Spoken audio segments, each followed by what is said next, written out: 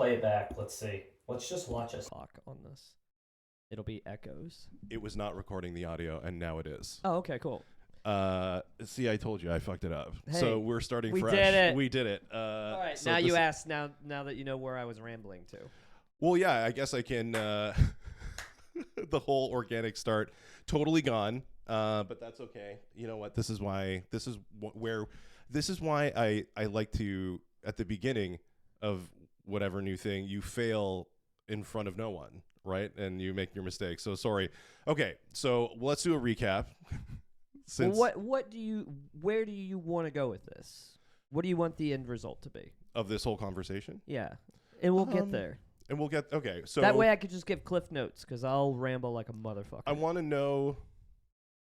There's a few things that I want to know. One thing is I want to talk about how you got to your magic mushroom experience. Okay. Where that took you, and then where you are now. Because I've when we've talked in the past, you said that you became a Christian, but like Christian. Okay. Right. And so.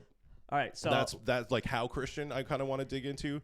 And then I also really want to talk your comedy story and extract as much wisdom. Whenever I talk to somebody who is a professional working comic, I want to extract as much information from them as possible because that's what I want to do. Dope.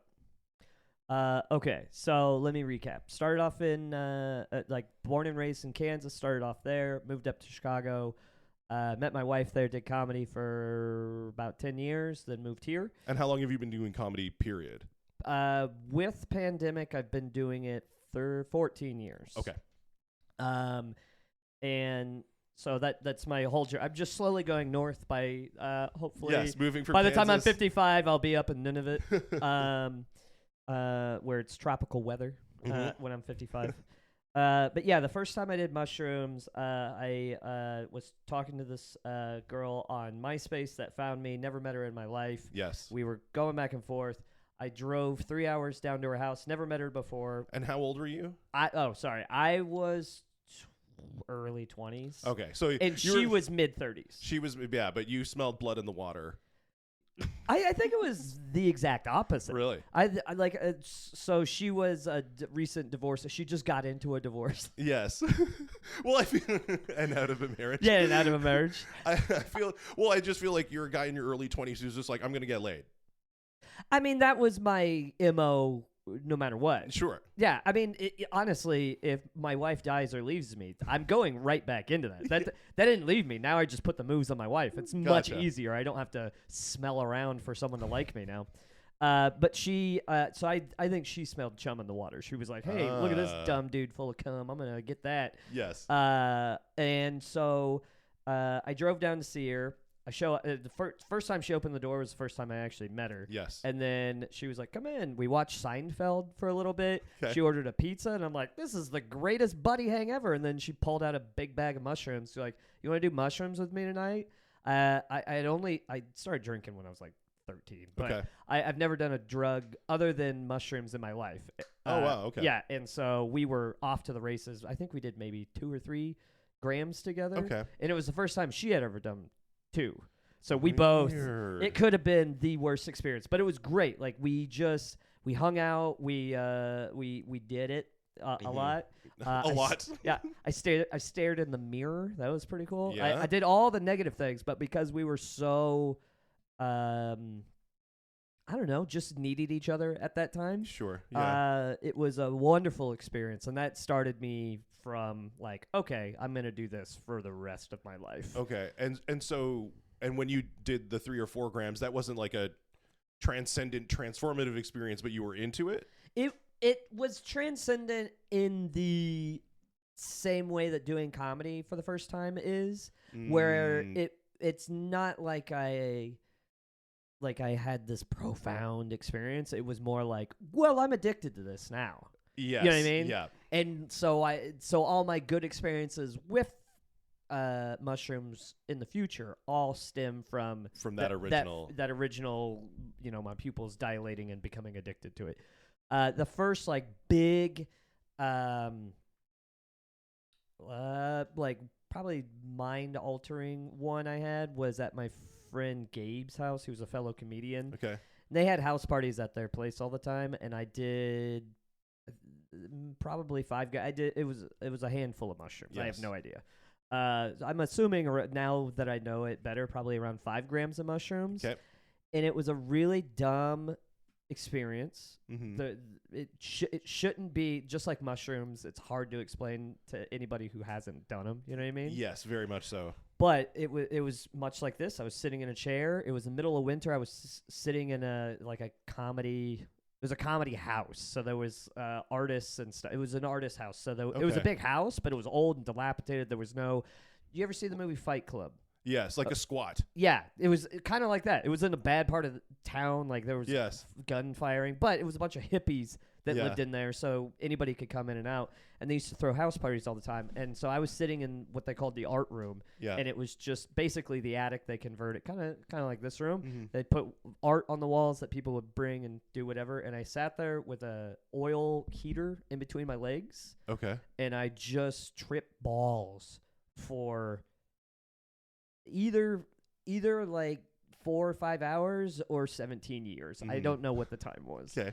But I vividly remember sitting there, and it was that very similar experience that a lot of people have with hallucinogens, of that profound thought that nothing is disconnected and everyone is the same.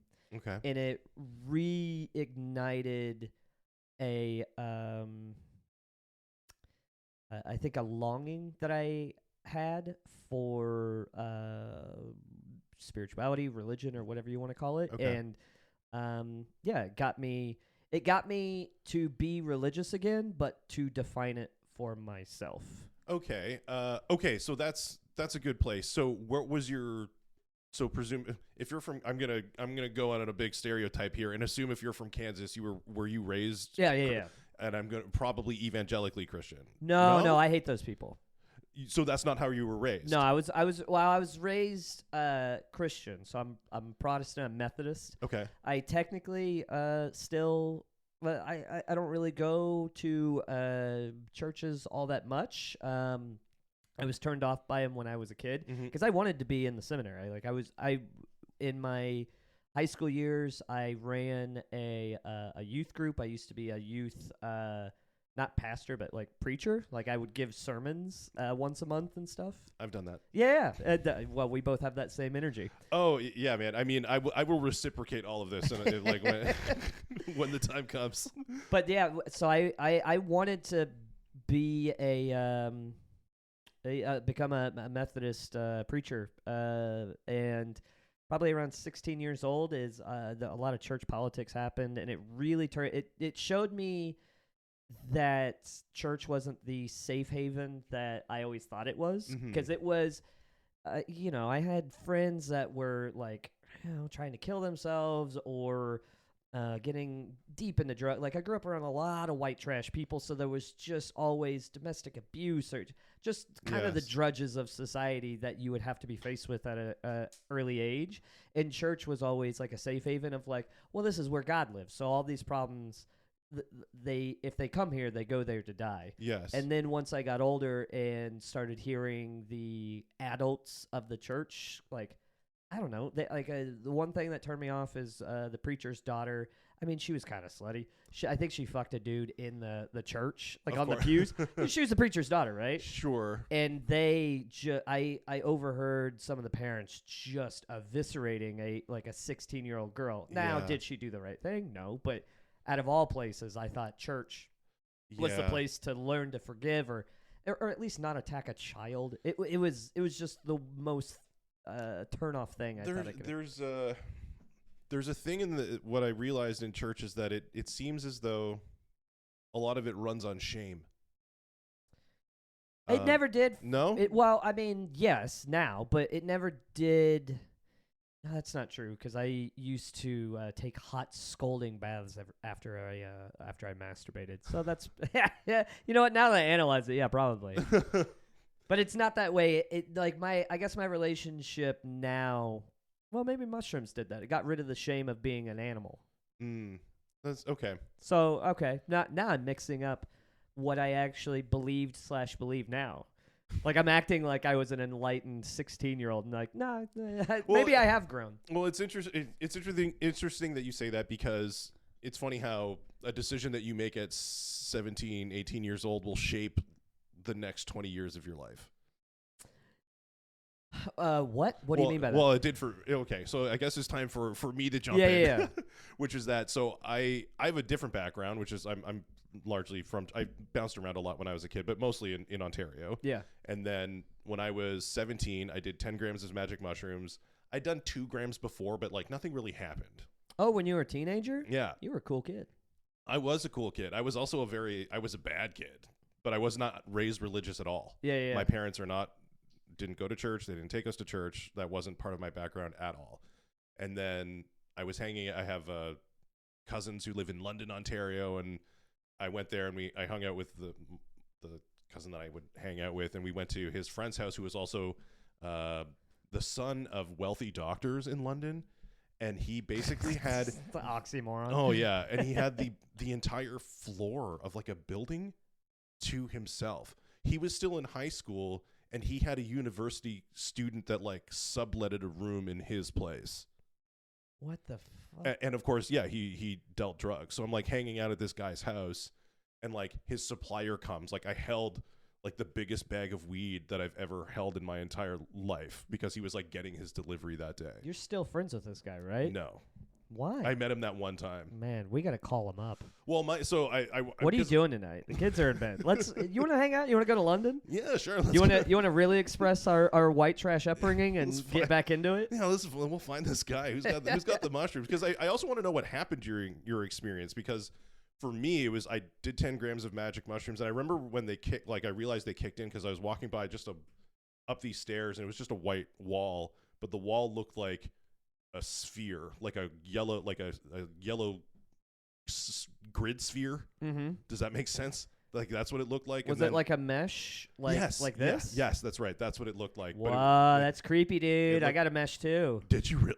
Yeah, it looked like that. And then I sat in a chair much like this, and it felt like I was looking at like a liquid kaleidoscope for a long time. Oh, I've seen those too. Yeah. And I've actually tried to repeat that on magic mushrooms and never saw it again. Well, you can't force the universe to show you. You gotta wind your way back. I've almost I think I've given up on them, to be honest. I haven't had great experiences since. And even that experience wasn't actually technically great because so I'm sitting there, and then for whatever reason I start thinking about God. And up till that point I would have described myself as an atheist. Mm-hmm. And these feelings of like that maybe if there is a God out there, maybe we reject him because we don't like what he has to say. And I started thinking about like Akhenaten, the pharaoh. Have you heard of him? He was like the first, like one of the first like monotheistic people. Well, everybody like thinks that's history. What Jesus was actually based on, right? Sure. Or no, that's Osiris. Sorry. Sure, and there's lots of those that the pagan Christ stuff. Although we have evidence that Jesus was real, so we'll ignore that. But yeah, so and then it started to be because my experience didn't come like from inside. It felt like it was coming from outside, where I was having drugs. Like a mirror being like shown up to my life, how I was behaving, because like I was a really rebellious kid, had terrible relationship with my parents, and at the same time like realizing like I felt like a rock bottom, like I'm kind of like a fuck up of a person, but then also feeling like profoundly like loved but like known, like that this like God loved me but knew how bad I was and still loved me. And like that experience, like it like flicked a switch deep down where it's like I believe in God 100%. I don't think I could ever shed that, even if they found like Jesus' body and proved that the resurrection never happened and invalidated all of Christianity. I don't think that would mean that it necessarily mean that a God doesn't exist, right? It means that story wasn't real, but it doesn't mean that our universe isn't created. I got what you're saying. Yeah. I on the same level of like, if God is proven not to exist, it wouldn't negate the feelings that you have either. It's not about that's what I always get weirded out religion-wise, is people who take the Bible or just any religion so seriously. In my head, I go, well, the facts don't really matter. It's about what they do to you as a person. I went the opposite way. I had the experience, and then after the experience, I went searching for the facts to substantiate what had happened to me. Well, yeah, because you're coming from a place of what the fuck was that? Yeah. Is there any evidence to it? So you wanna have it solidified, but Yeah. it doesn't need to be it's solidified in you. Oh, 100. Yeah, absolutely it is. But I went I didn't immediately come to the conclusion I should be a Christian. That came later. Yeah. But as soon as I adopted Christianity, I dove headfirst. Like, I went to Bible college and with the intention of becoming a pastor, and only lasted a year because I realized I wasn't nice enough to be a pastor. Well, the funny thing is that probably would make us both better pastors. That we are like, I'm not deserving of this, because not most, but a lot of pastors are as narcissistic as any other comedian I've ever met. You know what I mean? Yeah. So it's like, yeah, if you have a reverence for that position and you go, I'm not worthy of it. It's kind of like being a politician where you're like, I want to help, but I feel like if I do, I'm not smart enough to do it. It's like, well, then you're probably the person that should do it. But also I don't want to be a pastor. I don't want to tell people how to live a good life when I'm still going like, I'm pretty fucked. But you know what? I feel like that's what is missing, is the transparency, is the feeling of, and because you don't spend a lot of time in the church evangelical world. I spent the last 20 years in it. And it's, once you get to that position, you can't if you show any weakness at all, you're like out of that position. That's why I like AA and NA. Mm-hmm. I've done some benefit shows for them, and people who've hit rock bottom and then found religion, whatever religion it is. Those people make way more sense to me as far as like talking religion with them. Now, some of them go like too extreme because they get addicted to Christianity or Islam or whatever their religion is, but in general, people who've been through the ringer then found some religion it makes more sense for me to talk to them, because I'm like, oh, you get it. You get that this is a personal relationship and not a club. Or something for clout. Like God or whoever does not give a fuck about clout. They give a fuck. So you're evangelical. I'm Methodist. Yes. The reason I still claim Methodism. Or methodology. I don't even know what it is. The reason I still claim that is because the philosophy of that religion I still very much agree with. It is based on following the methods of Christ. Oh. So it's not necessarily... So you know how like Baptists, their whole thing is like, well, you're not really baptized. Like, you need to get baptized because that is really washing away your sins, and you need to be dunked because that's the way Jesus was. Instead of it being a symbol or whatever the thing, right? Methodist, the main tenet of it is what were the deeds of Christ's action? Like, what did he do? What example did he lead?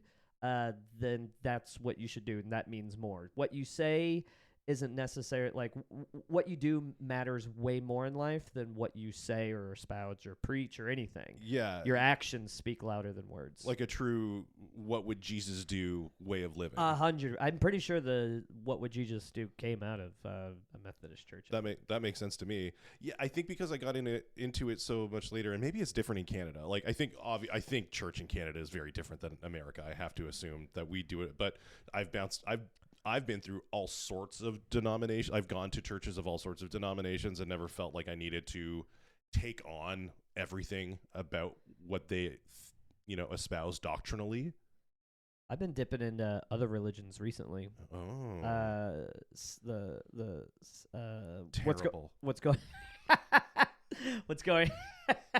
I know. If only Kansas could hear me now. That's not what Jesus would do. Come on.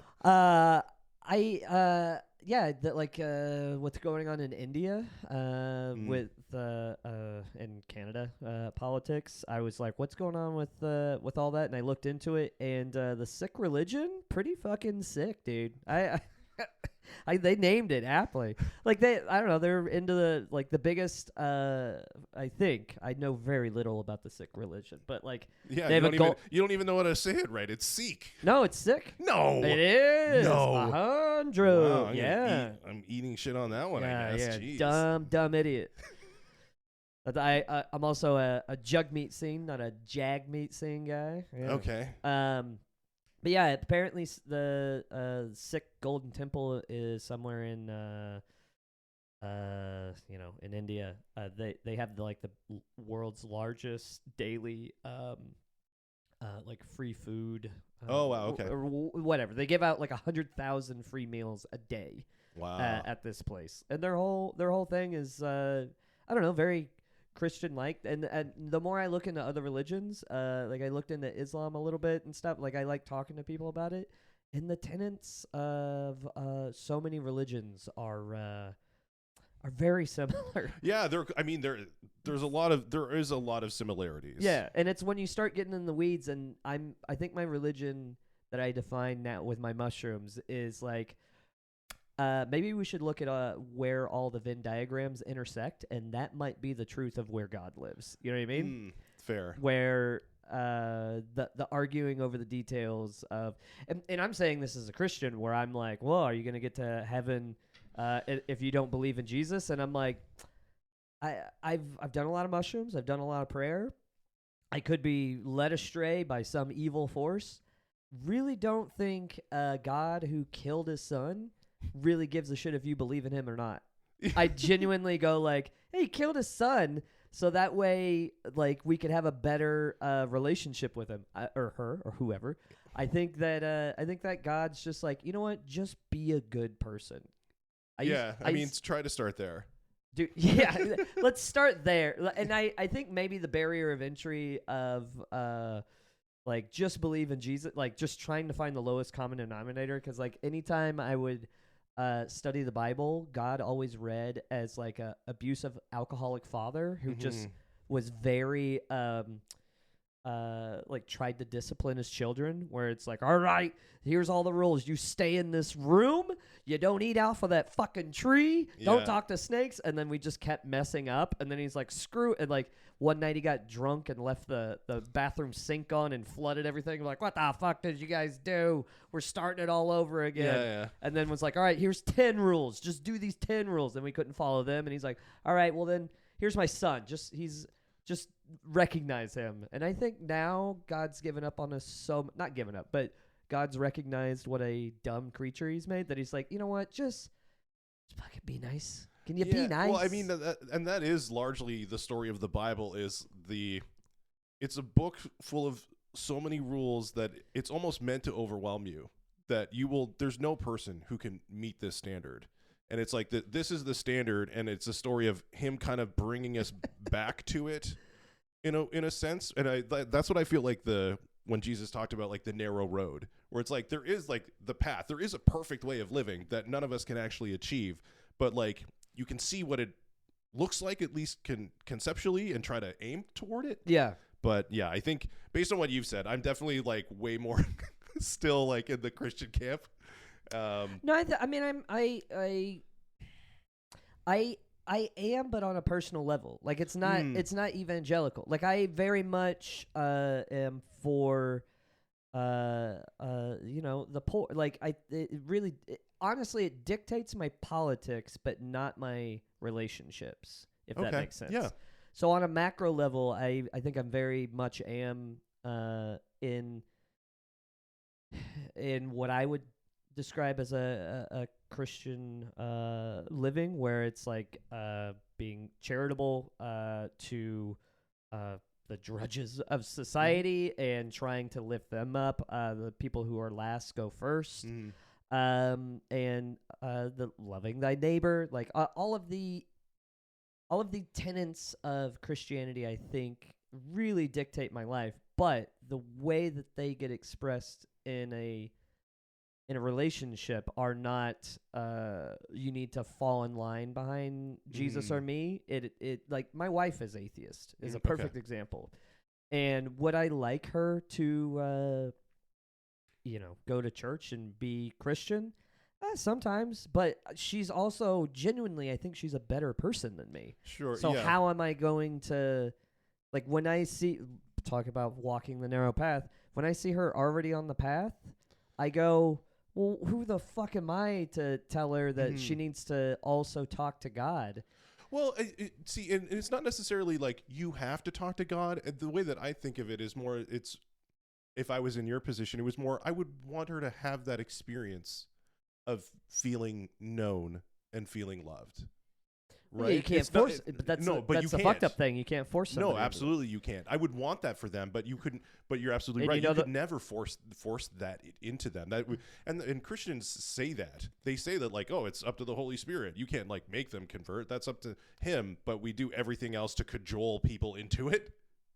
Yeah, exactly. Well, I speaking of Christianity and mushrooms, the closest my wife and I have ever gotten spiritually is the times that we've done mushrooms together. That's the time where her humanism and my Christianity intersect. Okay. Because the experiences that we have on mushrooms, like she talks about, she got really high one time. I've been a Sherpa to a lot of people. I've introduced a lot of people to mushrooms. Okay. And my wife is one of them.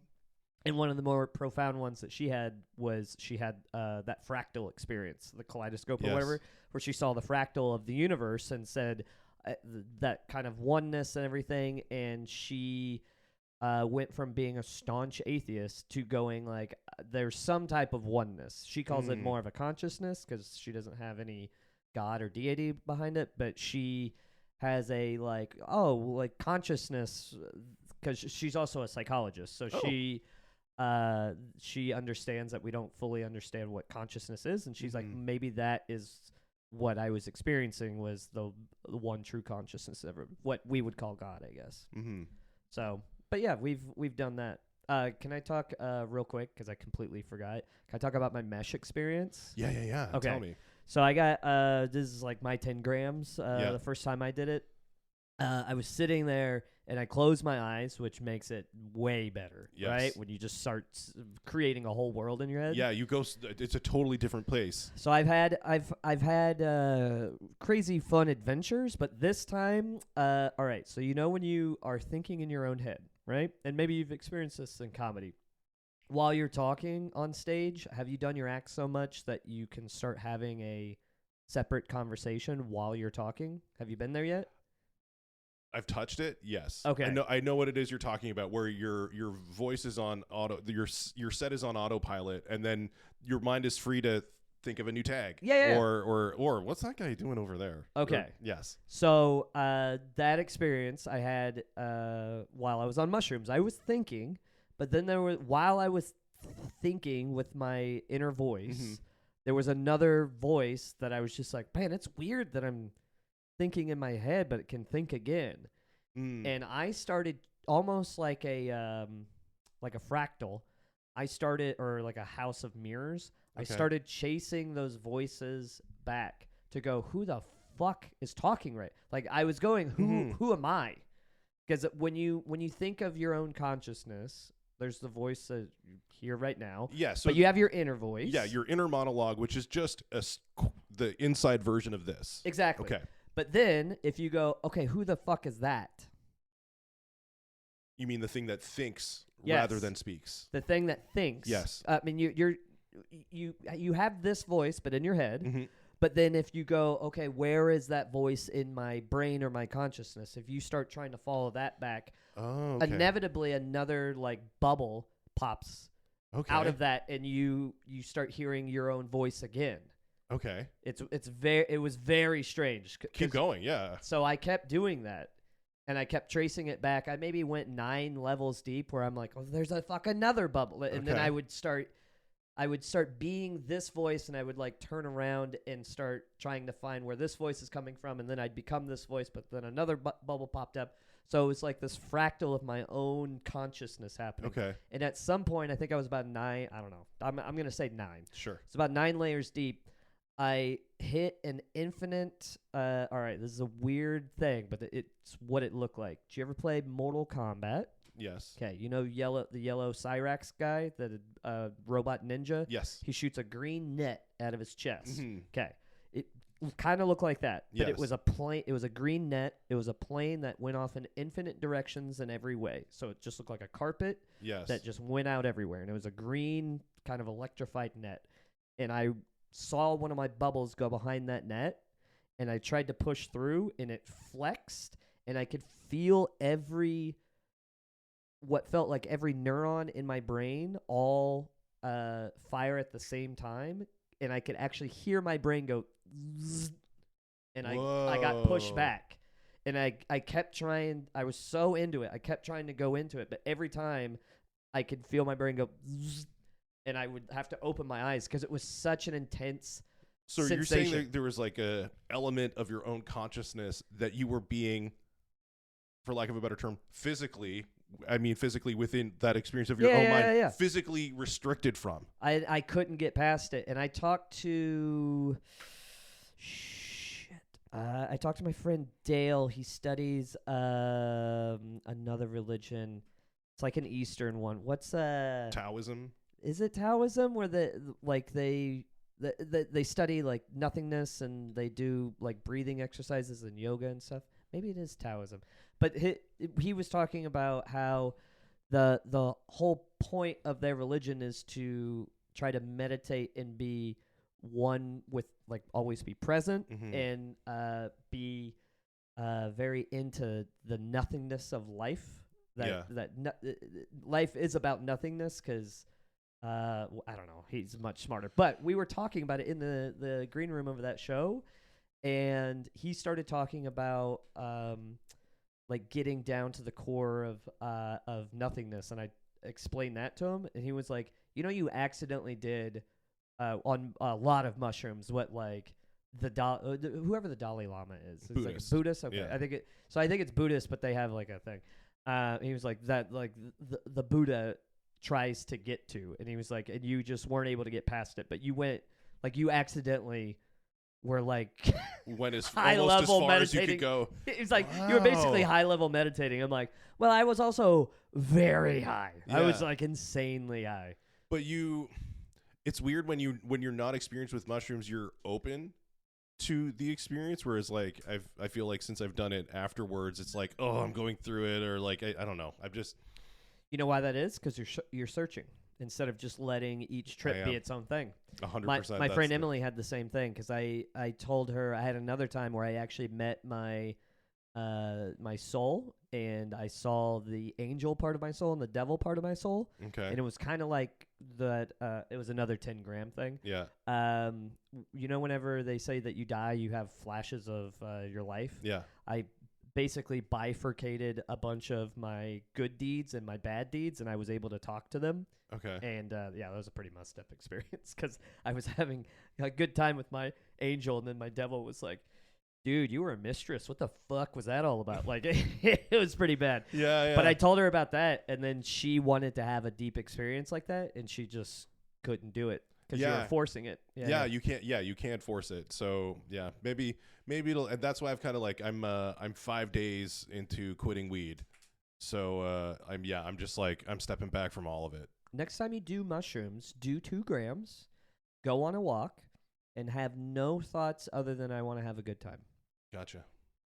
And that, you know what? Not even that. I would say, let me rephrase that. Go on a walk, like be with somebody or go somewhere and say, all I want to do is get to this physical place. You almost act like Frodo, Samwise Gamgee. You go, I want to get to this physical place, and then you just let your mind wander. Okay. And then anytime you need to have control, you go, all right, let's move, because I need to get to, the fucking Walmart or whatever it is. Now, what was the experience, your mushroom experience, that made you like get into God then? It's no one experience. It's it's every. So the angel and demon one really made me. That solidified, like, my religion's never leaving me. Yeah, well, there's a thing about. I feel like there's things about, all right, like I'm in this weird place where I still have a connection to Christianity. I believe in God. I believe it. Like, if Jesus is giving out salvation, I'll take it, because I also believe in right and wrong. Yeah. I really think that there are like moral rights and wrong. I think that those are real. But then I almost, in a sense, also feel like the whatever way that Christianity is presented, at least in church, seems too small for what it is that it's trying to describe. That's why I've been looking at other religions, because I go, I genuinely don't think that anybody has figured it out yet, which actually makes sense to me. There was a Muslim dude that I talked to, and I think the same thing happens in Hindu or the Sikh religion, but they have no depiction of God. Yes. They just have like a symbol, and we were talking about it. He's like, yeah, we depict with just like a symbol or a letter, because how fucking dare you it's not even possible to actually understand God. And then I started thinking about it, like, yeah, there is a lot of hubris going, like painting God as like just some old Santa Claus, and you're like, there's no fucking, that's not God at all. In fact, that simplifies it to like a crazy amount. And so the idea of studying other religions makes me go like, oh, okay, maybe God, I mean, if God is everything, God has to be in these philosophies too. Mm-hmm. Now, do I follow their tenets? No, I follow the teachings of Christ. But I look at it less as a religion, more of a philosophy. That's why I'm kind of okay with it. In my mind, I go, yeah, to me, Jesus was God and gave us these tenets to live by. But I don't feel the need to push that upon anybody, because I'm like, well, that's my philosophy I want to lead. Now, if anybody wants to ask me or talk to about it, then I'm more than welcome. Well, I feel like I just think God has his own arrangement with each person. Yeah, 100%. Right? Yeah. Right? Like you can't force that. I heard this guy, I've never said this out loud, but I don't know. You know when you watch like YouTube clips or something like that, and it was a guy who was talking about having a near-death experience, but what he described was like, rang really true to me, which was that he said that like he died, you do the life review, like where all your actions, you know, and then it was like you were one returning to a whole, and that where it's like all the consciousnesses reconnect and in endless worship of the source. And it's like, I could have been there for a second. I could have been there for 1,000 years doing that. And what he said was that like the reason that this plane of existence exists is because it's the one thing that can't be, which is limited. Sure. Or separate. Right? There was a... Like when you're one part of the whole, here you're just a one. Well, I heard, I don't... And there's something about that. I know what you're saying. There's something about that like really spoke to me. And I was just like, oh, but it's like, that doesn't fit necessarily with Christianity in a sense. And like, this is where I'm all messed up right now. Well, why are you messed? I'm going to ask why you're messed up on this, but I want to say, I'm pretty sure my wife said this while we were high on mushrooms, that she said that maybe the purpose of us existing is for the universe to experience itself. Because otherwise you can't have I guess kind of like the first time you did a shitload of mushrooms, you kind of looked at yourself for the first time and had this like epiphany. Yes. It was almost like you had an out-of-body experience. Maybe life is God's own way of having an out-of-body experience to experience itself. Because otherwise it's just a lonely existence of wholeness. Yeah. But if you have these micro consciousnesses, when they go back in, you get to throw more lived experience and fun shit. Yeah, I don't know. Okay, so what's messing you up? What are you confused about right now? What's the thing that's making you go, what? Well, I think the thing that you were, I don't know. I'm not talking about with me. I'm talking about in your own personal life. Okay, so where are we? I was super church, like up until, so I started doing comedy in June 2021. Mm-hmm. And literally a month before that, I was like playing guitar on stage in churches. Like I went to Bible college. I taught in the youth group. I was a youth leader. I was like deep into it. And then but there was this growing disquiet about it too, and there, in the sense of like, I don't know, were you ever into Jordan Peterson? I feel like if you like Jagmeet, you might hate him. Yeah, I kind of do hate. I mean, I know who he is though. I've seen Yeah. a lot of his stuff. I'm a very curious person, so I Well- look into stuff just to go like, how do I feel about this? So, Yeah. Well, I mean, I was really into the first iteration of Jordan Peterson, which was he was opposing Bill C-16, which I think, if you actually look at what he was saying, made sense in terms of his before he criticisms went of the off bill. the Yeah, handle, and to like when he returned from benzos, I feel like that's a very different guy. And the first guy was the make your bed, become a better person, and he was kind of like, he wasn't a Christian, but he was also kind of going at atheists too, yeah. right? Like you shouldn't be so sure. And it was in a sense of like the God that he presented seemed bigger than the one that I was given in Christianity. Where it's like in Christianity, it's like you're praying for miracles and you want God to intervene in these little areas, and like he's your little genie to do what you want. Whereas like It seems what is it? very selfish. It seems very selfish, and also like a God that, like, when you think about how big this universe is and whatever force was bigger than that to create it, like what does it need miracles for when it could literally manipulate the events in time?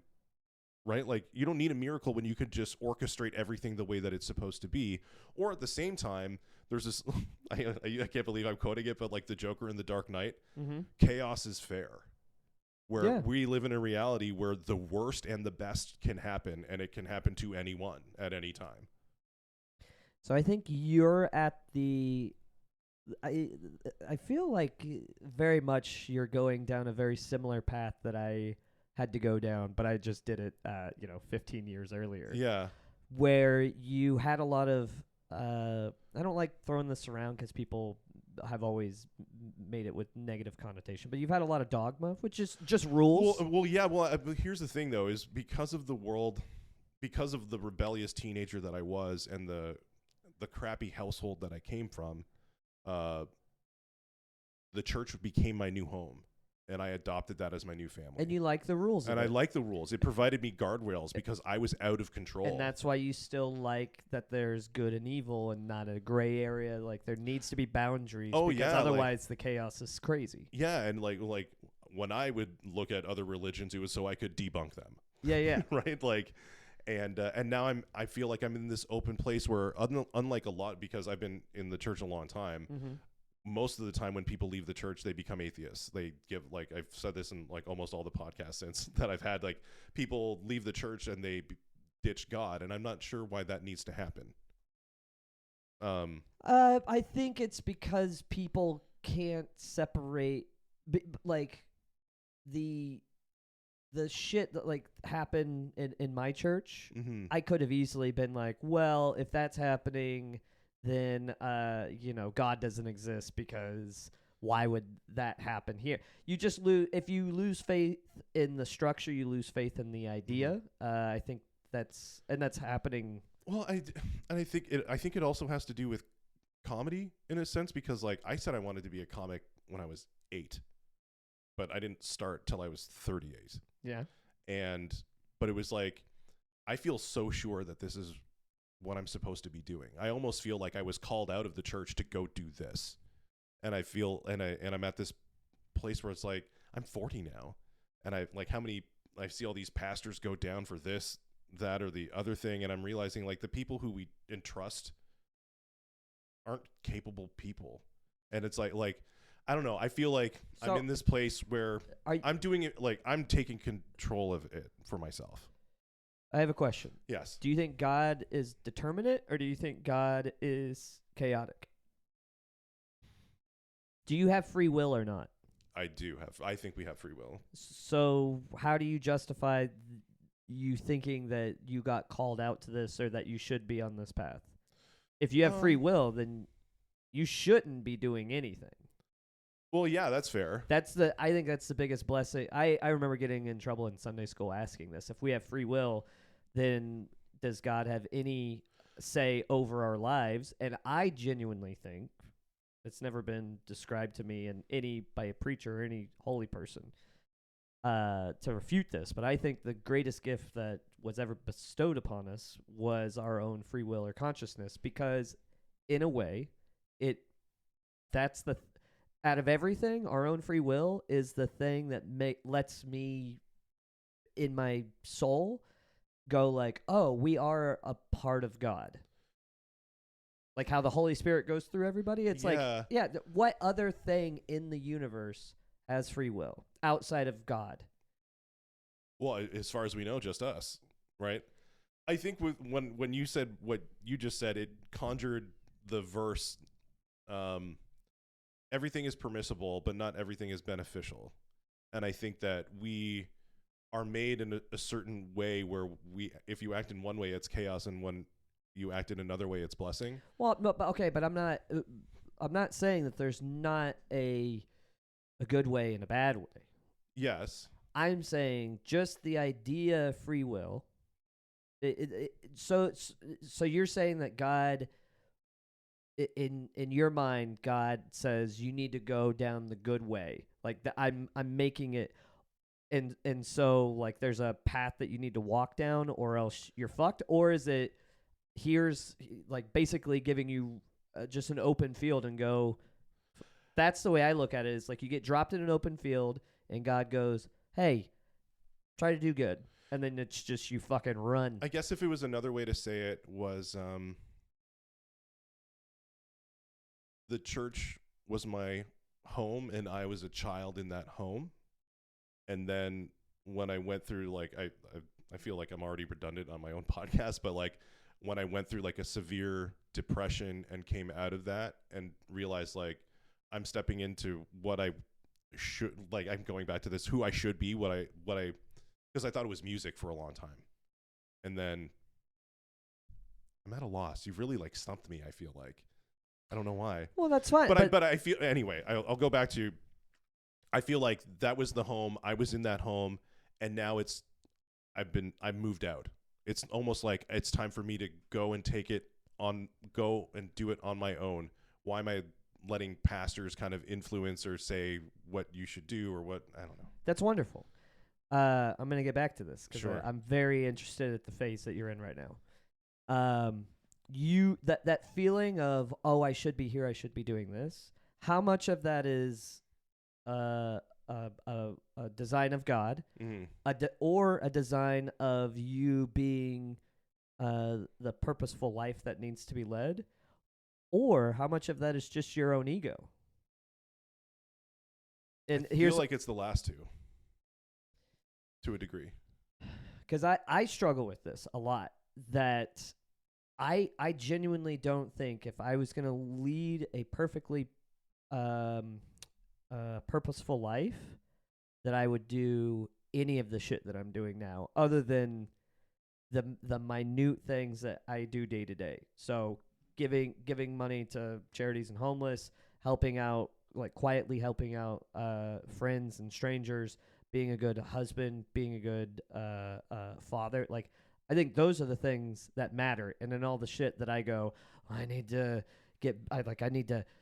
be a better witness and be bigger with comedy. I'm like, I've done enough mushrooms that I go, all that shit's my ego. If I was leading a perfect life, I would be farming somewhere and just helping, like spending my time being a charitable, quiet person and learning to kill my ego.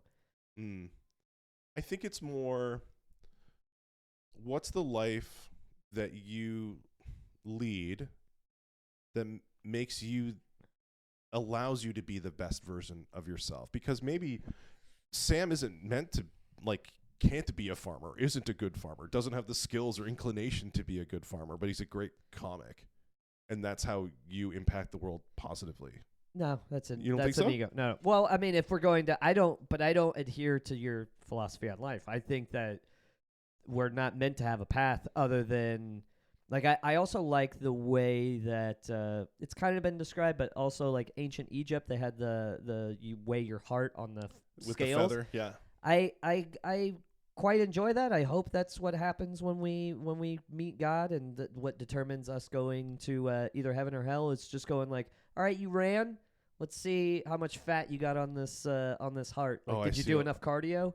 I that terrifies me. Absolutely terrifies me. I feel like there's no way my good outweighs my bad.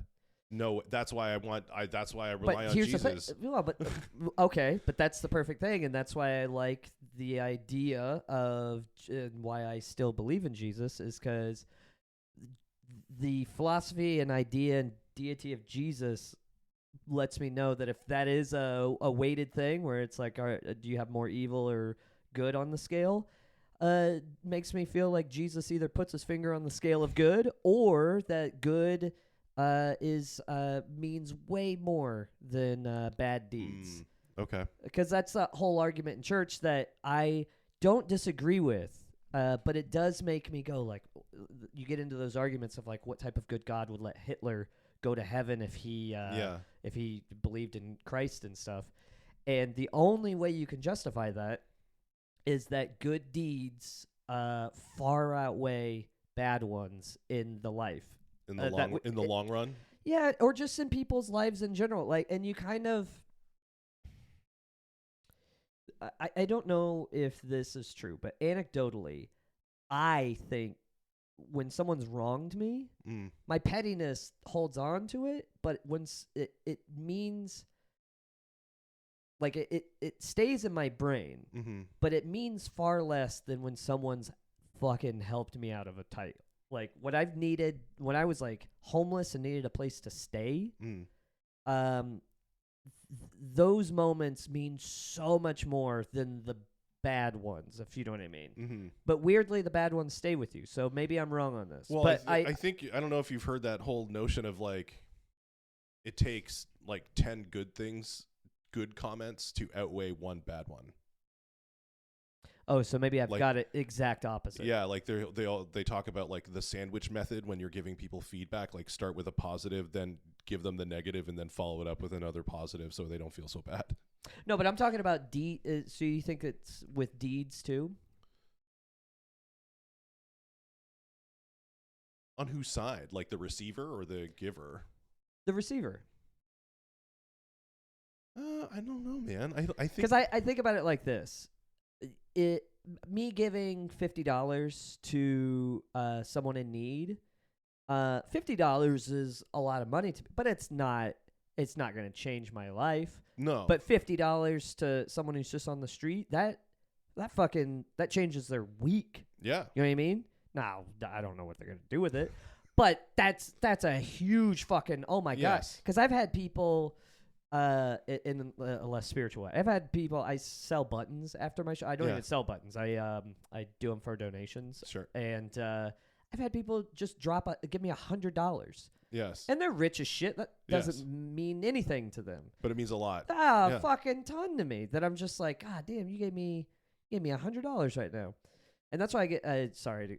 No. I don't want to go this route, but that's also why I fucking hate billionaires. It's like, you could give away $1 million to somebody every month, and it means nothing to you. And if you don't, that's why I kind of think billionaires are evil. Just if we're talking Christianity, I'm like, yeah, you can't do that. I don't know. I don't want to judge how people come into it or earn it, because the other thing is like how it's used, right? Like you could, if you use that money to multiply it exponentially, then you can exponentially expand the impact that you can have, right? Like you don't have to be evil. Like if you're good at just because you're good at making money doesn't necessarily mean that you don't give it away either. But like, okay, right? but you like, I don't want to critique somebody for having the skill of making money. If you are a billionaire, that means you have $1 billion. Well, not necessarily. I mean, it could be you have the stock or you have it in assets. Okay, right? but like, okay, fine. If you're a billionaire, you have $100 million. Yes, exactly. Yes, you're absolutely right. If you have $100 million, you're evil. I think I'm evil because I have a savings account. That's one of the more evil things that I look at my savings account and my ego goes, yeah, I got fucking security. But then, I just downtown Toronto, I saw fucking so many homeless people. I'm like, I'm a sack of shit.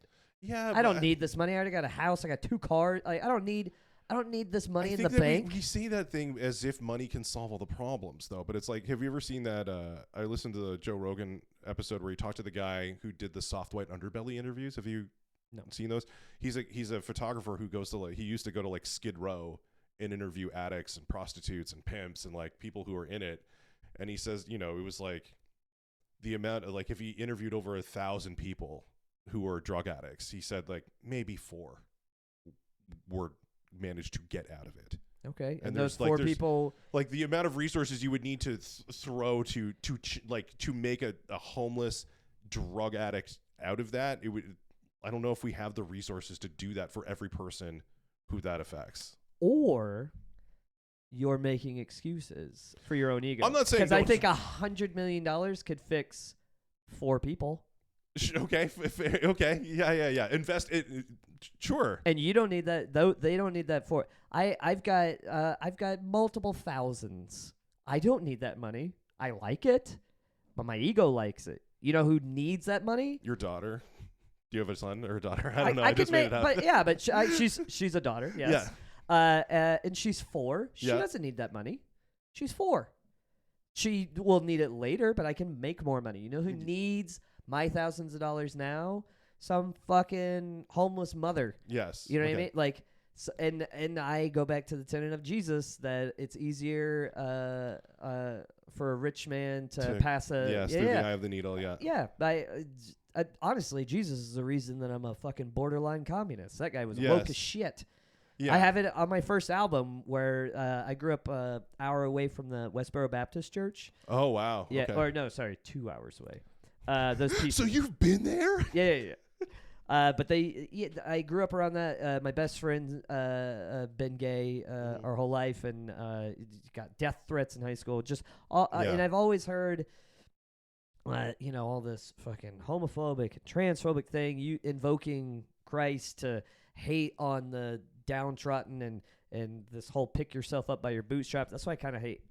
Sorry to hate on evangelicals, but I hate that the televangelist thing too. Yes. Oh, where it's like, oh, you give to me and you get it tenfold. I'm like, oh, is that why you give, to get more, or maybe just give to be a good person? But that whole that side of Christianity really turned me off to the church. Of like, are you guys even reading the same person? Because the dude I know in this book, historical or not, was a dirty hippie in the desert with 12 dudes in sandals going up to prostitutes. Like, you want to hang out with me and my friends? Like, and relying on other people to like stay with. Can I have your donkey? Yeah. He's a wine drunk. He's just not even borderline alcoholic, full blown alcoholic. And he's just he's a dock worker. He's a fisherman. Like, he's a fisherman and a carpenter. Every carpenter I ever knew was doing whippets at noon. Like, he's a. I would not call Jesus an alcoholic. I mean, probably listen, back then everybody was an alcoholic because he was still human, right? He's still human. Doesn't make him evil. Just means that he was probably a fucking alcoholic. He had to drink. All the dogmas coming to the surface right now. Well, why would it be bad if he was an alcoholic? Is that an evil thing? If it would be not an evil thing, but it would. What sin is that? He needs to be. Drunkenness is a sin, right? Like, how is drunkenness is a sin? Does it say that in the Bible? Yes. Where? I'm sure I could Google the verse for you. I think it says it it definitely says it in Ephesians. Oh, you talking Old Testament? Because I remember. Wait, Ephesians? Ephesians is new. Oh shit. Okay. Thought that was Old Testament. That's okay. Because I always quote the Jesus line of I am the way, the truth and the light. Truth and the light, and then he says like the Old Testament or the whatever. He was like, forget that shit. Yes. I am the way. I'm the truth and the light. So you just follow what he did. He drank wine all the time. Drank wine, but not necessarily getting drunk. You have to also keep in mind that the alcohol percentages in like ancient wine was far less than what we have now. Well, sure. Okay. But just trying to make jokes. And he also needed to be a again, the dogmatic like Christian part would say that he needed to be sinless in order for his sacrifice to be meaningful, to clear the slate for everyone. It needed to be like an infinite sacrifice in order for it to apply. That would be the traditional Christian answer. I feel like hanging out with a prostitute is a sin. No, well, I mean, I feel like it's not like you're wrong in where your headspace is at, because all the Pharisees thought that he was a sinner. Look at all the people he's hanging out with, they're bad. But the other thing is when they drug him in front of the Sadducees or the lawmakers at the time, nobody could find any blame in him right? And so like they were saying that he hung out with these people, but he didn't necessarily do bad things. But I don't want to get too into the weeds. Oh, okay. Well, unless you want to, sure. Yeah, I'm all about this. Yeah, I like talking. I like talking about my own religion. Well, it's rare that I get to do it. Well, you know what? It's all the people I talk to. It's like they're I get to like talk about it deeply because which is weird though. Because I have a lot of private conversations with comics. Well, I mean, the whole reason I was motivated to have this kind of slant on my podcast was the sheer amount of comics that I met who have religious or spiritual backgrounds. It was overwhelming. I was like, how can I not talk about it? Well, because I think. The problem is, really with any religion in our generation, you're looked at as dumb. My wife calls me dumb all the time. Sure. But it's also, there's so many bad and rightfully earned stereotypes of any religion that you get put into that yes, because you believe in something. It's almost like a political party where it's like, well, if you're part of this political party, then you're this. Well, and that's the thing, though. I feel like I'm almost at this place where I want to believe it. I believe in God. I believe in Jesus. I don't know if I want to play for this team anymore. You should join the mushroom-ists. The mushroom team. Yeah. We have hit an hour. Let's go 2. Do you want to do 2? We could, if you want to. I'm game. But I would like to switch gears to comedy. Sure. Is that okay? Yeah. So you said you've been doing comedy for 16? No, 14 years. 14 years. So you started when you were 22? If my math is correct. Yeah. No, 20. 20. So that would be 16 years. Sorry. Pandemic really fucked me up. Sorry. Well, it's so funny when I first started and I was like, when did you start comedy? And they were like 2 years ago. I'm like, that's the beginning of the pandemic. Yeah. None. Yeah, I didn't know. I did like I did Zoom comedy and I did some fun interviews with some famous people, but yeah, it wasn't the same. Okay. When I was in my basement just tearing my hair out that I don't have. Yeah. Okay, so did you start in Kansas or Chicago? Kansas. Okay. What's the scene like in Kansas? Well, I'm here now. Gotcha. I left as quick as possible. Okay. I started. I was doing. I went to school to be a graphic designer, and then after one of our finals, me and my friend Jordan. Actually, it was his idea. He was like, "Oh, there's a comedy club. Let's go to it." I didn't know this is the home city I grew up in. I didn't know we had a comedy club. So we went. Happened to be amateur night. We walked in. The dude was like, "Oh, you here for amateur night?" We both were like, "We're funny." So we sign up, and he goes up and crushes, and then I bomb right after him. So first time I ever went up, I bombed, and I've been doing that ever since. Bray. All right. Real Bray. And then, and does he still do comedy? No, he just crushed that one time, and it was enough. That was right. He did. He crushed it. He was He's just I did it. Yeah, and then I've been trying to make up for the first time I ever went on stage. Yeah, I did that and then moved to Kansas City for about a year, then moved to Chicago, and then moved up here. Okay, and so most of the time you were cutting your teeth in Chicago. Yeah. And when did you become I would define pro as you earn your living. Oh no, it was 2015. 2015 is when that's when you started earning your living from doing comedy. I quit my job working retail. Luckily, I had met my wife by then, so she was still in school, but she had a place, so I moved in with her, and that took a huge load off. Yeah. I mean, I still had to pay, but it was like way so I think when I was living with her, I went from paying $350 per month plus like utilities and all that stuff, which is already low. We lived in a illegal basement apartment. There's black mold that we just lived with. Yeah. It was a comedy house. Rotating batch of comics. And then I moved in with my wife and like paid $200. So I was able to do the road and like able to pay for both of us while she was going through grad school and stuff. So, and then I managed to make a career off of it. And then she became a doctor in psychology. And now I can say no a lot, which is great. Yeah, I bet. So good. So you went full time in 2015. How long had you been doing it by then? I guess. So that was 24 years. So it'd be 4 years. So 4 years into comedy, and so you 4 or 5. So you're 2. doing comedy for 4 to 5 years, and then you went pro. Yes. Or went full time. Oh, yeah, wow. yeah. Okay. Do you think is it harder in Canada? For you guys, yeah. Yeah. 100%. Because there's just more population down south. So, and then you guys trying to get down south, I didn't realize that's why I'm part of Cask. Yeah. It doesn't affect me at all, but I think it's unfair that it's such a fucking pain for you guys to go down and work. Well, Whereas I mean, I can go. It's that border does not exist to me, especially now Yeah. that I'm a Canadian citizen too. So yeah, you get the I best get of, both. Yeah, yeah. both worlds. Okay, so was there a time when you were going? So because I feel like 4 to 5 years is really fast.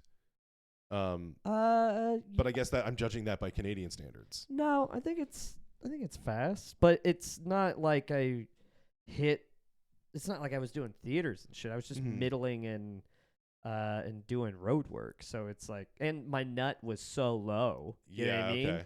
That if I made $2,000 in a month or $3,000 in a month, I was golden. You know what I mean? So, and I've never had debt. I've never lived in debt. I've paid for stuff in cash. So that's the one thing. I'm frugal. Like I give away my money too much to people, but I don't spend it on anything else. You're not frivolous. Yeah, I'm frivolous when it comes to like someone asking me for help. I'm like, yeah, whatever. But that happens so rarely, as opposed to someone buying just shit all the time. I've never really given in to that's what I do. That I spend capitalist stuff. I just like it's because you're spend trying to that fill shit. a hole that can't be filled with Never anything filled. other than looking deep down inside your own God, buddy. I know. Your own God.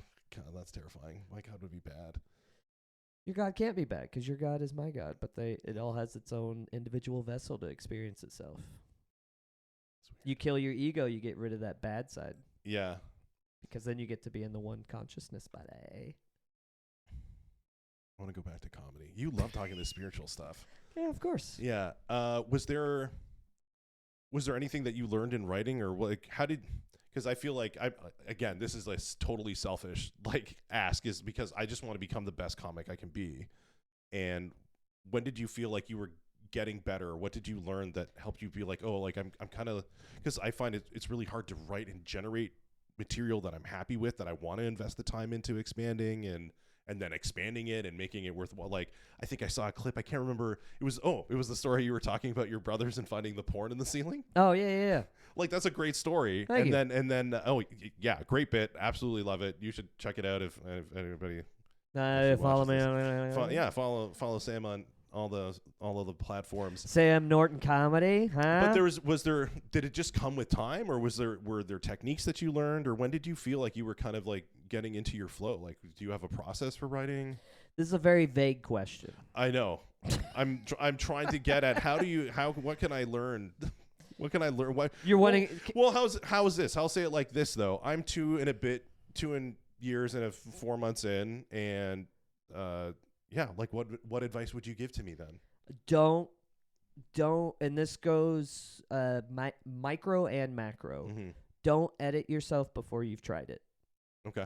So on the micro level, like writing, a lot of times you'll write stuff, and then while you're writing, you'll go, I shouldn't say that, or I can't say that, or I might be looked at, or whatever. You don't get to determine that. The audience does. The audience should be your editor. You should go up with what you think is funny, but you shouldn't go, ooh, how is this going to be looked at? Like that whole, I get so pissed off nowadays. Hopefully it'll die in the next couple of years, but I get so pissed off of like cancel culture or woke culture. You can't say, it's like, you can say it. Yes. The process has not changed in the entire time I've done comedy, that the audience dictates what's funny. Now, if you think something's funny and they don't, and you want to continue doing it, that's your prerogative. Maybe you can find your own audience. But if you're wanting to entertain an audience, you write what you think is funny. You go up and you go, do you guys think this is funny? And they will let you know whether or not it's funny. And then you take an opinion poll at enough places. It's like a Gallup poll, right? Where If it doesn't work the first time and then you do it 4 more times, but those 4 times it does work, guess what? That thing's fucking funny. Yes. And there's no woke people fucking coming for your shit. They just think you're funny.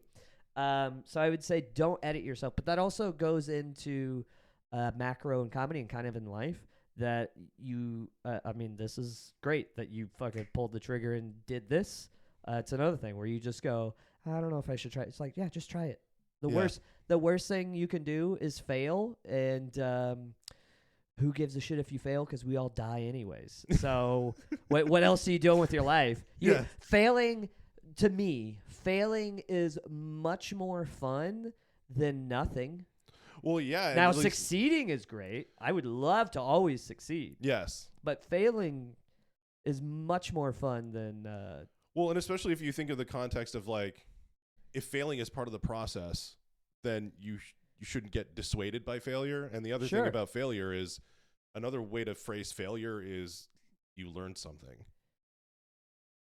Sure. I mean, that's like way more... I don't even think about it like that. No. I think about it more like, you know the feeling you have whenever you're watching someone do comedy? Mm-hmm. And sometimes you get enjoyment out of it, but there's other times where you're like, fuck, I wish I was on stage right now. Yes. That's like, fuck, I wish I was on stage right now. That's doing nothing. I would rather bomb on stage than sit in the audience and go, fuck, I should be doing that. Yes. But that's what all of life is. Instead of going like, fuck, I should. It's like, no, I'd rather go, I'll fall on my face. That'll suck. Mm-hmm. I'll do it. I'll do it again until I decide, you know what, all of this, like, you do it until you decide the nothing actually feels better than the failing. Yes, okay. Which rarely happens, but it's like, yeah, if you get punched in the face enough, maybe you'll go, yeah, I'm maybe going to stop this. Yes. But, you know, what else are you doing with life? So just fucking never edit yourself. Okay. The world will edit for you. Gotcha. Okay. And then to, like, find your voice, I don't know if there's a way to get there other than just keep going. Like, that's honestly what separates a working comedian from a non-working comedian is willpower. So you know how being a comedian, have you had people ask you like, oh, what made you want to be a comedian? Yes. Okay. You know how the true answer is that you're not the funniest one in the room ever. You're actually just an addict. That's really all that separates us, and people don't really understand that we're not, like, my brother is the funniest one in my family. My brother Scott, yes, the one that found the porn, he's the funniest one in our family, but he's not an addict. He doesn't need the attention. He doesn't need to be on stage. I have this, my brother Ryan, who's 2.5 years younger than me, I think is one of the funniest people I know, and he has zero desire to do it. You're an addict. Yes. That's the thing that separates comedian. But beyond that, so that's the thing that separates you from a regular person. The thing that'll separate you from a non-working comic, and you'll see it as this goes on, people will start peeling off. And some of the people you're like, okay, they should have fucking stopped a long time ago. Yeah. But then other people you'll look back, some of my best buddies that I started off with in comedy, I look back or I go back and I see them or whatever, and we'll be talking. I'm like, you're still funnier than me. Why what happened to you? And it's just willpower to where you just, if you fucking beeline. And I'm sure some of my friends who are much more famous, whenever we hang out, are like, what happened to you, Sam? It's like, well, they had more willpower. I wanted to be happy in life.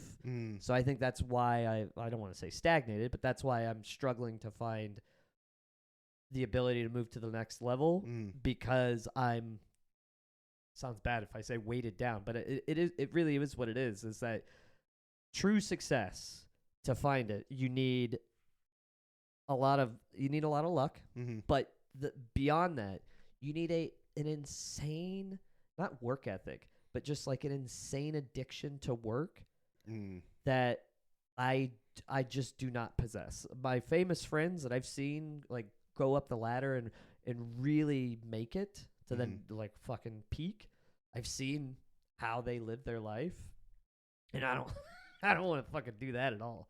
I like working. I don't like being on fucking work. Like, yes. you like There was I'm not gonna name names, but there was a guy that I toured with for a while, and we would drive from one gig to the other, and we wouldn't just have a road gig. We wouldn't have, we would have like 3 hours in between gigs, right? We're driving to the next gig. I'm in my head going, oh, we're traveling. We're hanging out. We're traveling. hanging out. Yes. This motherfucker pull out a laptop, tickety-tack. Getting to work. Working, editing, doing shit. And I've seen that so many times where it's like, oh, I thought we were hanging. It's like, the hang does not exist. Gotcha. If the hang does exist, it is to further the career. And I'm like, yeah, I don't have that in me. But that's the next level. And is that what the comics are? That is truly the thing behind the comics that we see work at the top. They work. Willpower and work. Yeah. Is, like, that's why whenever people are like shitting on Matt Rife, where they were like, he's not a real comic, I'm like, I guarantee that motherfucker works harder than 90% of the people out there, and that's what you don't see. Yes. That's why I never shit on anybody who's doing well. No. I'll shit on whether or not I find them funny, but I will never shit on their success because I'm like, guaranteed. I personally have not met a single person that has gotten a sustainable career. Now, opportunities, that's part of the luck part. Yep. I've seen people get opportunities that they were not ready for, or fuck them because they're not a good person or not funny. So that's different. But somebody who's been successful for like more than a year, that's 100% work ethic. And they're working way harder than you will ever think. So gotcha. Yeah. If you want to move up to the next level, outwork whatever you think everybody else is doing, do 5 times more. And just have the willpower to just never give up, and you'll just see people. That's my thing. I have a really strong willpower. My work ethic is terrible, but my willpower is unbelievable. You're sticking with I've driven so many miles. I've done insane things to do work, and because I'm able to do that and power through and not give up, I've seen people peel off, and I somehow have what I consider a semi-successful career, whereas other people who have more talent than I will ever own. Well, I don't know if my goal is fame, but it's more like I just want to be able to be free, right? I want to be like, do comedy, have a podcast, be able, right? Like, I don't want to have my 9 to 5. That's really like my big thing. And then once you get up to the next level, that won't be enough. I'm sure. That's the addiction part of it. Yes. It's never enough. No. There was Adam... not Carolla. Adam Sandler. No. He was on Top Gear. Do you know what I'm talking about? I've heard of Top Gear, but I don't know it. Anyways, I worked with him. Okay. And I remember I was middling for him, and I was about to go out on stage, and I was just sitting over my notes.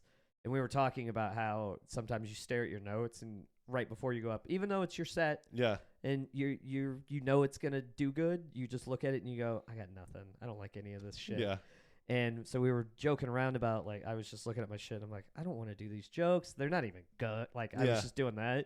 And then I just folded up my stuff. And right before I went out, I just looked down and was like, because he's been doing it like 20 some odd years, very successful. And I was like, does this ever go away? And then he went, Sammy, not only does it never go away, it's probably going to get worse. And that's what I had to go out on the stage with. But I'm like, never goes away. But that's part of why you do it, is because you're chasing getting rid of that. You're chasing the high. I remember asking Dom Pare, and I said, like, do you ever like I said, do the nerves ever wear off? He's like, nah. They can if you fuck Dom. To a degree. They can if you frame them in a different mindset. Okay. So nervousness and excitement are the exact same energy. It's just a different mind frame. So instead of being nervous, which is a negative, you just go, I'm fucking excited to go up, because you are, if you think about it, you are, the reason that you get nervous is because you're excited. But yes, the negative, it means something to you. Yes. But where the nervousness comes is you go, oh, I don't want to fuck it up. Yes. But if you just go, I'm just excited to go on stage. Yes. It turns into excitement. So that the energy never goes away, but you can make it not nervous. You could just say, oh, man, I'm fucking excited. And then you go out with a better attitude, because you're like, now the nerves might start if you start fucking bombing. Yeah. But at least the first emotion that you give out to people is fucking hell yeah. Yeah. I'm doing this again. Yeah. Yeah. I have a comedy mentor, and he's like, you should think of it as like you get to go unwrap your present. Yeah. right? Like you get to do your for that one 10, 15, 20 hour set, whatever. That's the only time you're truly happy. And I'm saying that as a like I have the best wife, I have a love, like the best kid. I have an easy, to quote Jerry Seinfeld, my life is a boulevard of unbroken green lights. Yes. I have soft hands. I have nothing to bitch about. Yes. And yet, the only time I'm truly happy is that fucking light to light when I'm on stage. And so trying to appreciate it every time is the goal. Now, sometimes, you just don't want to work, but yeah. What is that? What is with that when it's like a heroin addiction? Is it? Yeah, jeez. It's there's no separate that. If you could talk to Narcotics Anonymous and shit, were you ever an addict that you know of? No, you never went into NA or AA or anything? Nothing like that. Oh, no. okay. If you ever talk to him, it's creepy how similar. Well, I mean, the way that I would say it is like I remember the first time I killed and like the first time that I started to do well. They didn't limp away. You just chopped their head off. And that just gonna ignore that. Just you're like, that's how I got into the church. I fucking murdered somebody. The first time I like, oh wait, no, I was talking about being on stage. Yeah. No, not me. I bit their ear off. First prostitute. Just chasing that feeling. That's what Jesus is talking about, right? That's right. Murdering prostitutes. Well, I equated it to, I remember when I was 8 years old and I was in karate class and I got my yellow belt. And that was the first time I think I felt that feeling of like deep satisfaction and accomplishment. Yeah. And it's like every time you do well on stage, you get that feeling.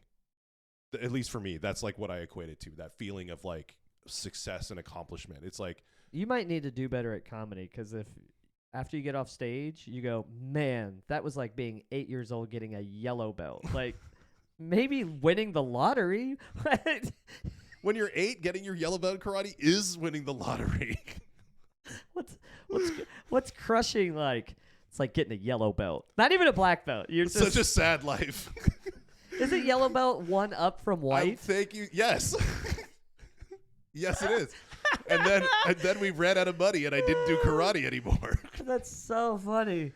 Wow. You get the white belt just to hold up the gi, and you get the yellow belt because you said, "Hi." I really dislike what you have just such happened low. here. You are a new comic. Your low standards of, I crushed on stage. I've not been good at a lot of things, Sam.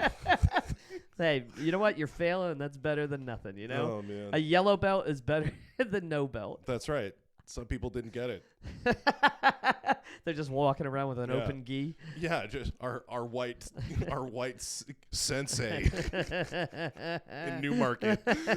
You didn't even get a yellow belt from. I went to the dojo that was next to the McDonald's my parents told us they were getting divorced in. That's why you couldn't get your blue belt. That's right. Do you still have your yellow belt? No. Oh man, you should go buy a yellow belt. That way you can hold on to it. Like every time you get done with a set that you're a fan of, you should just pull it out of your backpack and fucking string it on yourself. And be like, strut around. I'm a yellow belt tonight, guys. I think I remember the name. I think it was Fred Villari's martial arts karate. Fred Villari, that just was some his name. fat Italian. Yeah, just a white guy started his own karate club in Newmarket.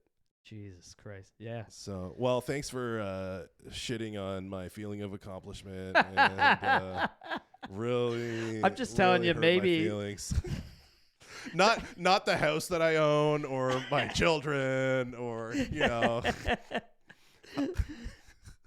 Man, I've really turned your whole life topsy turvy. I've given you existential crisis on religion and mushroom trips, and now your enjoyment of comedy. Yeah, no, this feels like a good place to end it. I'm really upset. And this feels like a good place to pull out a gun on camera. No, but what I wanted to say was I genuinely I appreciate you coming. I'm so glad that we got to hang out. But I feel genuinely challenged by what we talked about, especially in the first bit. I've heard that a lot. People have called me challenging. Yeah, often. Yeah, and very loud and aggressively. Like, Sam, you're challenging it a lot. And that's just my wife. By the way, about this time in the podcast, I'm just going to turn into a Borscht Belt comedian. Yeah, when you do your punchlines, you go, there's a maggot in there. That's when you put on your fake glasses with the nose attached to it, and I don't need a nose attached to this nose. I don't even think a fake nose can fit over this one. you fit well in Thornhill. Yeah. Is it what? Is there Jewish people here? Yeah. Oh. You are American. Yeah. Thornhill is the suburb immediately north of the city, and it's a very Jewish community. That's where I like primarily grew up. Are you Jewish? No. Oh. I was the lone goy in a very Jewish. So my high school had like a Jewish experience class. We had like, it was such a Jewish area. Was it health class? Well, you know what? It's so I always. That's a good joke. Come on, guys. I just thought it was funny that we had a Jewish experience class in a school full of people. Like, I guess being born Daniel David wasn't enough. What? You So need what to is learn about Jewish experience? Like talking about Jewish history? I didn't take it. The one person that needed to take it. No, I had my own Jewish experience. That was being in an empty school on Yom Kippur, watching Dead Poets Society by myself because the teacher didn't want to teach anything. Wait, why did the teacher teach on Yom Kippur? We wouldn't the school wouldn't be closed, but when there were Jewish holidays, the kids wouldn't show, like all the Jewish kids wouldn't show up. And so the school would be almost empty on Jewish holidays, but it wouldn't be formally closed. But the teachers still... But the teachers would come, but we would just like hang out. Were the teachers Jewish? Some, but not all. What about the one that made you watch Dead Poets Society? Yeah, that would be like some teacher. It's like English class with nobody in it. Like, yeah, we're going to hang out and watch Dead Poets Society. I know, but was the teacher in your English class Jewish? Not that time. Oh. Some a lot of the teachers were not, but the students were like... I would say like 60 to 70% were Jewish. It's so strange. And then we had a very large contingent of like new immigrants from like China and Hong Kong. And then like I economically Chinese people and Jewish people, you don't say. Yeah. I was a minority in my school. Not like racially, like we all generally look the same, but yeah. I was very tall relative to everybody in my school because I hit 6 feet by the time I was 14. Were you a star athlete? No, I was a drama kid. Oh, really? Yeah. Huh. Yeah, I got into university for theater and stuff like that. My dream was to be on SNL. That's what I originally wanted. And then I had my magic mushroom experience and thought that pursuing that was a selfish career choice or life choice, which is why I went to Bible college and I wanted to like be in church. That's what I thought.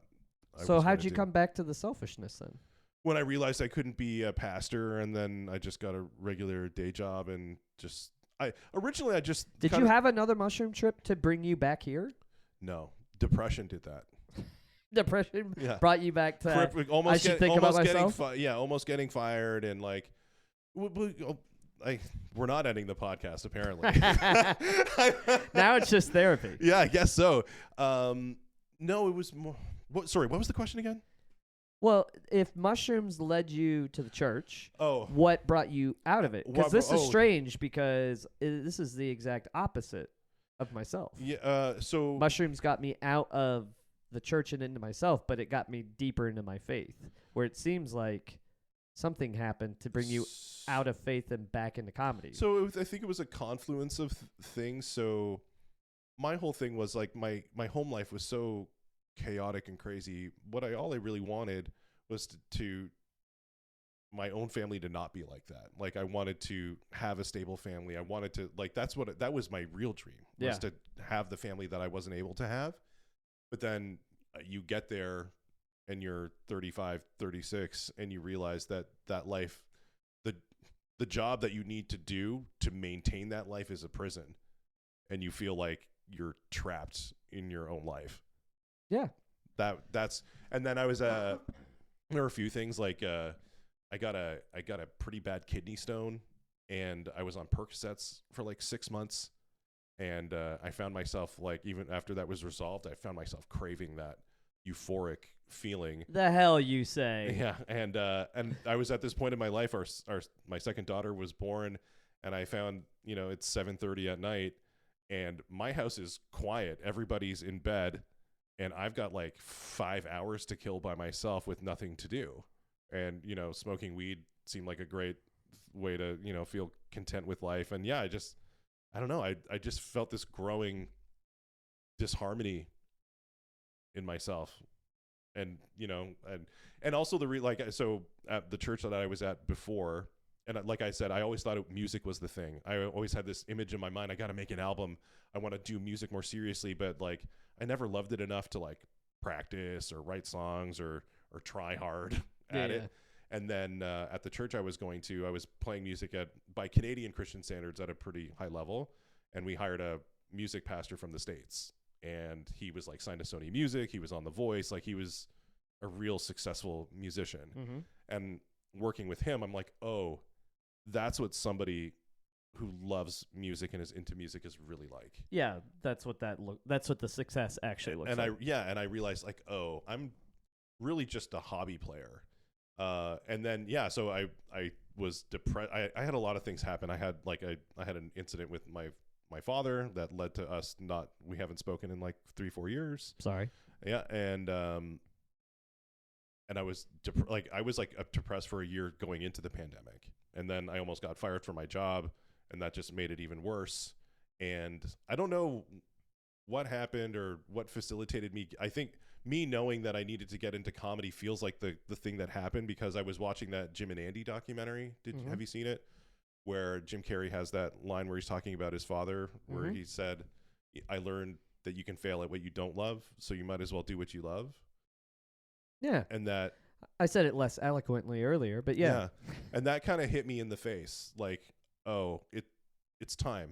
It's like, it's time to, I've been holding off. Like, I've been told my whole life from people that you should do stand-up comedy. And like, I was always afraid to, because like when being funny is like, because pre-comedy, I'm always thinking of jokes. How can I make a joke in every situation, no matter how inappropriate the situation is for a joke to be made? I'm always thinking of jokes. I was always the funny person. And but when that's part of your identity, it's not something you want to fail at. And so I always had some trepidation in going after comedy, and it just felt like in that moment it was time. Like with real assurity, it's time. And so I'm going to speak on behalf of comedy. I'm very happy you hit rock bottom and had a lot of horrible things happen to you. Thank you so much. Welcome to the Isle of Broken Toys. Oh yeah, I know, right? Like, it's where I belong. I was in the car with a comedian coming back from London. Yeah.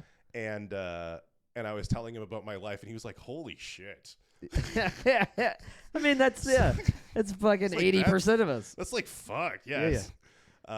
Yeah. So then, pretty much the next day, I wrote an email to the worship pastor at the church at the time saying I was stepping down. I'm not doing this anymore. I had like a collection of like 10 guitars. I sold like almost all of them, and I committed to doing this. And I happened to mention to this lady at work that I wanted to try stand up, and she knew Danton Lamar, who runs the Lab. Yeah. And he hooked me up with the first backyard show because we were still locked down. Yeah. And that's how it started, and I did not bad my first time, and I was like, okay. Well, good for you. We're off. Good for you that you didn't watch your friend kill and then you bomb. Good for you. No, I had the opposite. Most people do. Yeah. Not to be like, not to be cocky, but it was like when I saw everybody else go that night, I was like, if this is the competition, I think I can do this. Yeah. That's how most comedians start. They go, I could do this. Yeah. Do you know Tyler Morrison? Yeah, of course. I told him a joke. I said when I was like, you actually inspired me. I saw him open host for Tim Dillon. This was just before the pandemic. Tim Dillon was in Toronto. And I saw Tyler. I said, you inspired me to get into comedy. He's like, really? How? It's just like, yeah. I said, you know what? I could do better than that guy. Yeah. I think I've also made a lot of comedians happen on my touring. Everybody went, this fucking guy's doing comedy. All right. He liked that joke. It was good. But, Tyler's actually super funny. So yeah. Oh, he's actually super funny. I get it. You're very. You know what? Let's face it. You and I do not run in the same comedy circles, so I don't see you a ton. We're in the same city. Well, we're all the same people. We are all people. That is We're all same comedians. We're all in the same circles. You're a part of it. I am a part of it. Yeah. So I don't know what you're talking about. Slowly but surely. Yeah. I truly do.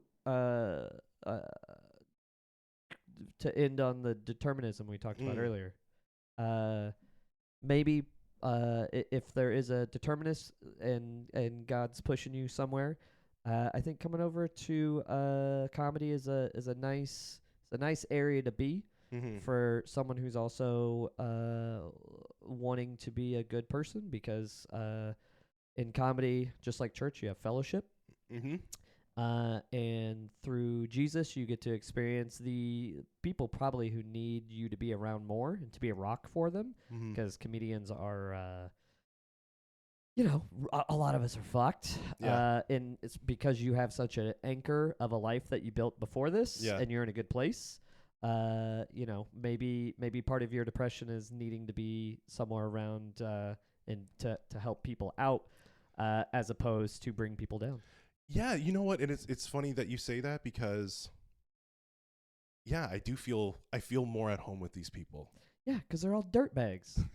That's where every Christian should be, is with dirtbags. Yeah, and I said that. There's less judgment. Yeah, I have my best friend Keith, who is very upset with me not going to church as much anymore. He's way more on the conservative side, but like, I also feel like I'm more connected with people who don't know Jesus than I ever have been in the last 20 years. Yeah, and Keith, love you, buddy, but who needs to hear about Jesus more? People who have already found him, or people that haven't, or to be a witness, Yeah. That's where I like to be. I like to be silent. I keep my mouth shut. I don't talk about religion to people. I just try to act as a good person, and then somehow that leads to private conversations where people go, happen with us, where it's just like, hey, and it comes up where people want to genuinely, when you're a decent person, I find that people who are struggling wonder how you've gotten to where you are. They get interested in you, and then that's your time to go, well, this is what I do. Yeah. And then, sometimes they go, oh, maybe I could try that. Yeah. Yeah. I think I think that's a good approach. Like, if not like I'm in this to evangelize to people, but it's like, how about they know me and trust me before I start like talking about like metaphysics and like existential. Or how about dread. Even this? Not even metaphysics. How about they get to know you before they trust you with what quite possibly should be the most important decision someone can make in their life, which is following a deity. Like the fact that I see like the evangelism where they just go up to strangers like, well, you gotta evangelize, and it's like that is the crazy that is the most insane solicitation I've ever seen in my life. Like, people coming up to you going like, hey, what do you pay on your mortgage? That is less intrusive than, what is your soul going to do for eternity? Like, can I know your name first? Can you trust? I in principle agree with you 100%. And then this one time when I was a new Christian, I walked up to a guy at Dundas Square handing out tracts. I'm like, does this really work? He's like, it worked on me. And I was like, all right. Fair enough. All right. But no, as general practice, I'm with you. Yeah. I'd rather get to know somebody, because then you can also help them out as a human being. Because just because that's another thing. Just because you know Jesus, or you've accepted it, like if that's your thing, your life doesn't get better. No. That's written in the book. Like, no, it's not. You're probably gonna still do real shit. No, it's not. It's not like a cure-all. It's so funny because there are like Christians who think that like Christians shouldn't be on depression or anti-anxiety medicine. I'm like, by that logic, that means that no Christian should wear glasses. Yeah, exactly. Or just live life at all. Yeah. Life is pain. That's why there was a giant sacrifice for us. Yeah. Life sucks. It's painful. God doesn't want us to be happy down here. God doesn't care for us to be happy. Just cares for us to make the right decisions. And that's the thing that's fucked. So the only way you can make each other happy is by helping each other out, which is Jesus' whole thing. Yeah. It's like the only way to true happiness is to fucking help each other out, because sometimes you'll be doing good and somebody else won't, and vice versa. Yeah. So that's why it's best to, in my mind, get to know somebody, befriend them, so that way, when they start that relationship, you can be there to help it. Well, and that way when you're there for them, it means something. Or when you're there for them, you can fucking know what their name is. Yeah, that's good. Instead of like at churches where it's like, oh, we'll help you out. It's like I like the fellowship of churches. I do like that, the kind of charitable system. But I don't like the, hey, we go to the same church. Like, you have never said 2 fucking words to me. We just happen to go to the same church. Like, I don't know who the fuck you are. Yeah. I don't know what you're doing behind closed doors. Are you going to Catholic? Are you going to Catholic churches and touching boys? I don't know what you're doing over here. Yeah. Yeah. But comics, you know exactly what they're doing most of the time because they say it on stage. Yeah. You're like, wow. Okay, so you went to a rub and tug place 5 minutes before. All right. Well, at least I know what you're doing now. Yeah, I'm going to sterilize the mic now, and we're going to have a good show. Yeah, well, I'm going to sniff it, and then I'll sterilize it. Going to lick it twice. And then that's not a sin. You can lick mics. Sam, I think we're going to end it here. Thanks so much for coming, man. This was great. Appreciate it. No, thank you. Thanks for coming. I'm glad that it's not recording.